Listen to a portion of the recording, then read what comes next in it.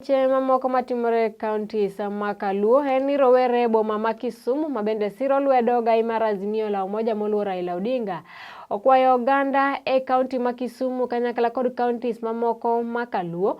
mondo Kiny obi owuog oko kar rombgi gi rwak Moluor Raila Odinga e seche ma bende koro Kiny kwethne timo limbe mar kisera mar ombulu mogik e chuny boma ma Kisumu odiochieng' ma Kiny. Kotelnegi kod migosi Jimmy Magero, rowere go eko bende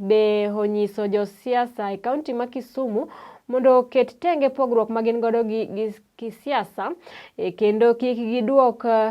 kata kik gikuod wi Moluor Raila Odinga giwende ka gikelo koko e romo makamano kama bende gijiwo jende wetegi mondo kik yeti kodgi mar ketho kata rocho romo goeko mag siasa. Ne gitieko ka gijiwo rowere mondo obi owuog oko kar rombgi mondo gigo kura kochopo juma manyien ka giwacho ni en adieri kaka Ker Uhuru Kenyatta nowacho ni kwan modhuro mag ombulu ema nyalo miyo Moluor Raila Odinga kod jalupne Martha Karua donjo e kar jot mar ker kata State House. The Jeshi la Baba Kisumu County Chapter condemned in the strongest term possible the reckless political utterance made by the outgoing Kisumu County Senator, Mr. Fred Outa, which portrayed barbaric, uncouth, and disallowed code of ethics. His foul language has left the youths and the county at large to deem him as unfit and improper to ever hold a public office. Now, as the youths of this county, we are disturbed by the statement made by Fred Outa on 31st July 2022 at a rally organized by Kisumu Central Member of Parliament Fred Ouda in Manyata, where the senator was invited as the guest on a special mission with a specific assignment. The statement is demeaning to the great people of Kisumu County and the Right Honorable Raila Amolo Odinga, where Mr. Outa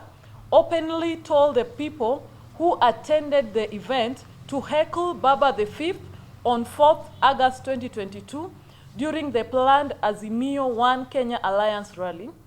He added that they, together with non-ODM members, will ferry people from within and outside the county to ensure that their plans succeed without failure. To confirm Outa's statement, it has come to our attention that one nominee under ODM party at a senior position within the county is heavily funding an independent candidate within the county and are planning to heckle Baba in his own backyard during the planned rally. Kawuono wariwore